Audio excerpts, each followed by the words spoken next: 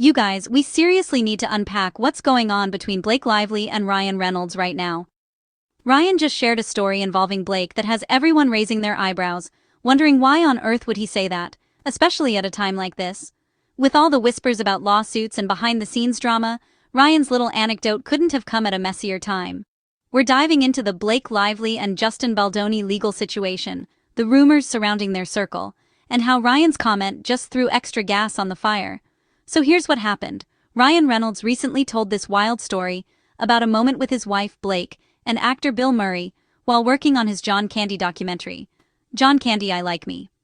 According to Ryan, he'd left dozens of voicemails trying to get in touch with Bill Murray, and when Bill finally called him back, Ryan and Blake were literally walking into a formal event.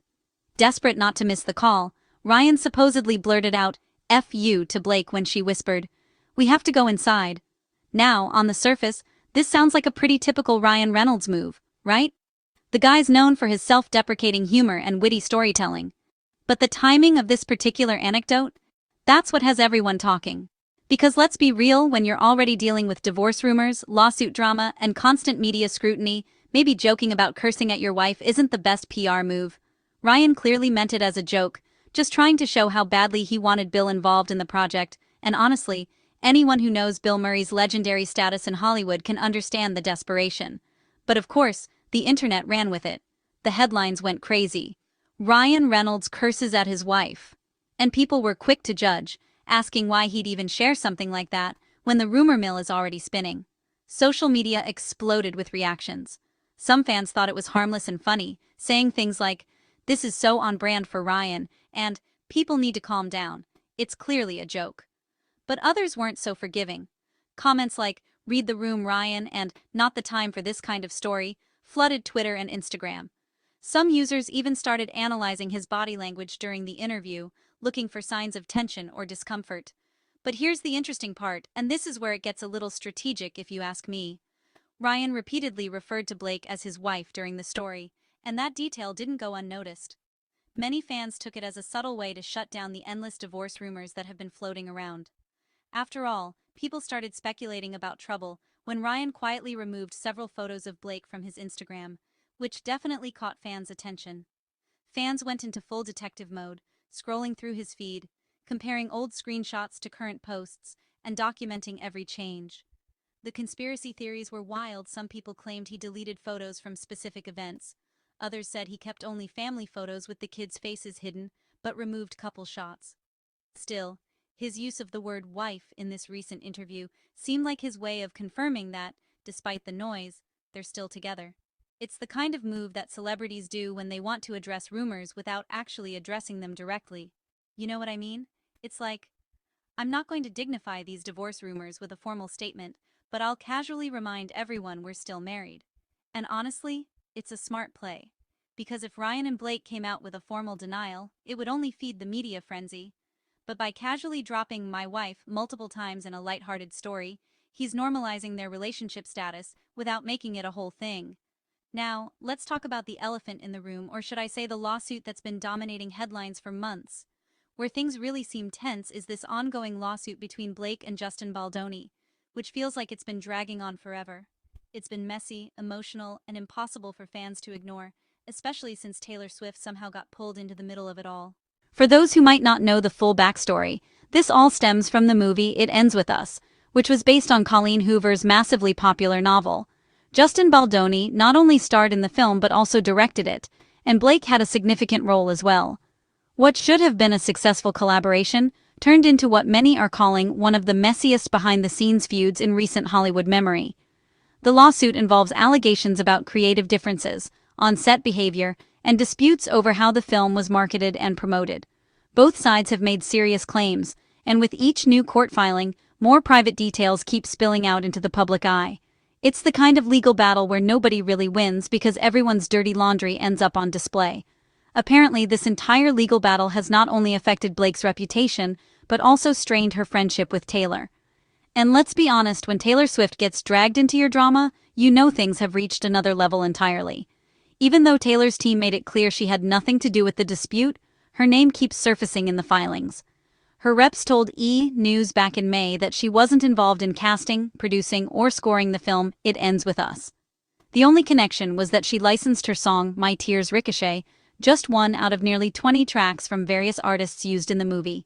Taylor's spokesperson even accused Justin's legal team of using her name just to stir up attention and clicks, instead of focusing on the actual facts. And you know what? They might have a point. Because Taylor Swift's name in a headline is guaranteed to get millions of views and hundreds of articles written. It's clickbait gold, and everyone knows it.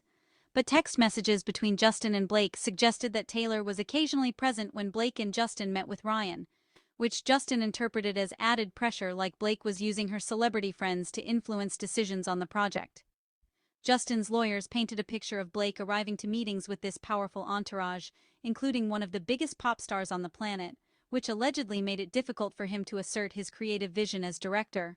Now, whether that's a fair characterization or not is up for debate. Blake's team would probably argue that she was just getting input from friends, which is totally normal. But Justin's side saw it as intimidation tactics, bringing in heavy hitters to sway decisions in her favor. Now here's where things got even more dramatic. Actress Isabella Ferrer, who starred in It Ends With Us, once mentioned in an interview that Taylor helped her get the role, which set off another wave of speculation. At first, the comment seemed innocent enough, just a young actress expressing gratitude. But then people started asking questions. What exactly did she mean by helped? Was Taylor involved in auditions? Did she give feedback on casting choices? Isabella later tried to clarify, saying she found out after getting the part that Taylor had been a helpful part of the audition process. But that explanation only raised more questions. How was she helpful? Did she watch audition tapes? Did she give notes? The vagueness of the statement left too much room for interpretation. That comment has haunted Taylor ever since, because even if her involvement was casual or friendly, it gave people the impression she was pulling strings behind the scenes. We still don't know if Blake casually showed Taylor an audition tape over wine one night, or if Taylor actually gave formal feedback that influenced the casting decision. But the situation has definitely dragged Taylor's name deeper into the mess than she ever wanted. And for someone like Taylor, who's incredibly protective of her public image and carefully curates what projects she's associated with, this kind of unwanted attention has to be frustrating. She didn't sign up to be part of this lawsuit, but now her name is in court documents, and fans on both sides are debating her role in the whole situation. And it doesn't end there. Justin's lawyers tried multiple times to subpoena Taylor for questioning. Back in May, they formally attempted to have her deposed, arguing that she played a role in supporting Blake during production. They claimed her presence at meetings and potential input on creative decisions made her a relevant witness to their case. But the judge called it an overreach and shut it down, allowing only a limited review of emails and messages between her and Blake instead. The ruling essentially said that while communications between Taylor and Blake might be relevant, there wasn't enough evidence to justify making one of the world's biggest celebrities sit for a formal deposition. That should have been the end of it. But just last month, Justin's team reportedly made another push to question Taylor, claiming she'd agreed to a deposition, which her attorneys denied outright. They clarified that she never consented, and only said she might be available after her album release if absolutely required. Her lawyers were reportedly furious about the mischaracterization, calling it a deliberate attempt to mislead the court and the public. The back and forth over Taylor's potential testimony became its own mini-drama within the larger lawsuit. Legal experts weighed in on whether she could be compelled to testify. Fans debated whether she should protect her friend or cooperate with the legal process. And the media covered every single development. Then things got even weirder, and honestly, this is where the story crosses from messy lawsuit into "are you kidding me right now" territory. A private investigator allegedly tried to serve Taylor legal papers while she was at Travis Kelce's house in Kansas City. Yes, you read that right. Someone actually tried to serve Taylor Swift legal documents at her boyfriend's house. The man, reportedly a former police officer named Justin Lee Pfizer, was arrested after trying to jump Travis's fence to deliver the documents. He was charged with trespassing, and needless to say, it was a terrible look for Justin's legal team. I mean, what were they thinking? Did they really believe that having someone jump a fence to serve papers to one of the most famous people on the planet was going to go well? The incident sparked outrage from Swifties, who flooded social media with criticism of Justin's legal strategy. Security experts weighed in on how inappropriate and potentially dangerous the attempt was, and legal analysts questioned whether Justin's lawyers had lost control of their case strategy entirely.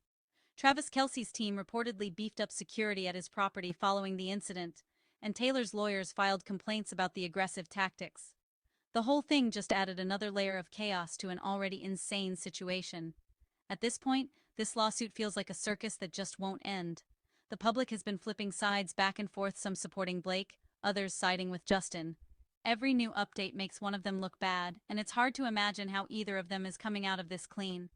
When the lawsuit first made headlines, a lot of people initially sided with Blake, especially given that It Ends With Us deals with themes of domestic abuse, and Blake had been so vocal about the importance of telling that story sensitively. But then, as more details emerged about alleged on-set behavior and creative disputes, some people started questioning both sides. Justin has his defenders too, people who argue that as the director, he should have had final say on creative decisions, and that Blake overstepped her role as an actress. They point to text messages and emails that suggest tension on set, and they question whether Blake's celebrity connections gave her unfair leverage. Meanwhile, Blake's supporters argue that she was advocating for the integrity of the source material and the story's message, and that she had every right to voice concerns about how sensitive topics were being handled. They see Justin's lawsuit as an attempt to control the narrative and silence legitimate criticism.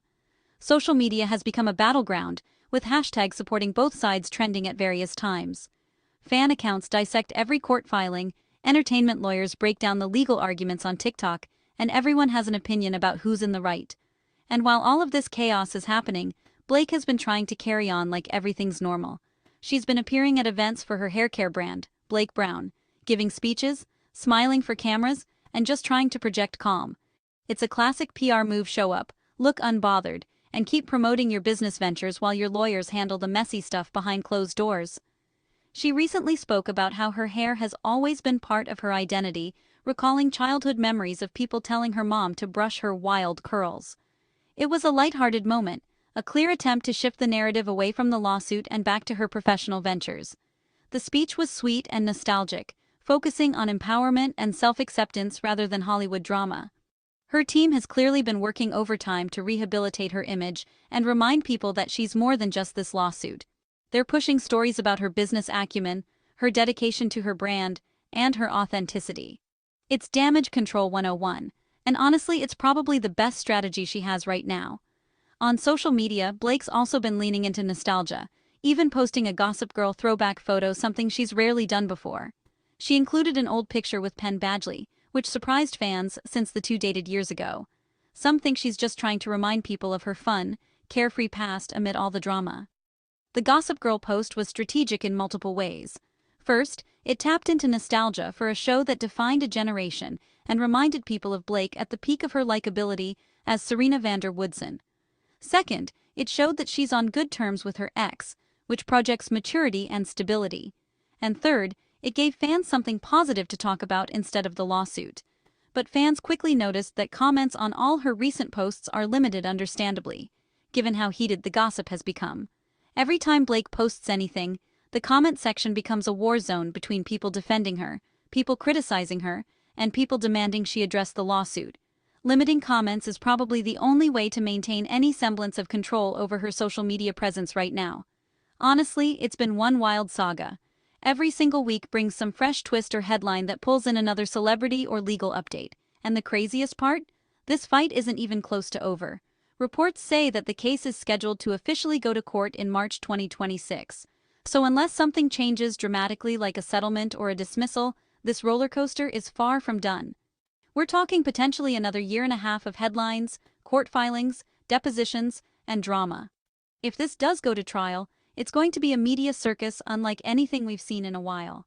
Imagine weeks of testimony, witnesses taking the stand, private text messages read aloud in court, and constant coverage from every entertainment outlet. It could dominate headlines for months. What do you guys think of all this chaos? Has Ryan's story made things worse, or was it harmless humor that just landed at the wrong time? Do you think Blake and Ryan are really doing fine behind the scenes, or is there more to the story? Let me know what you think down in the comments.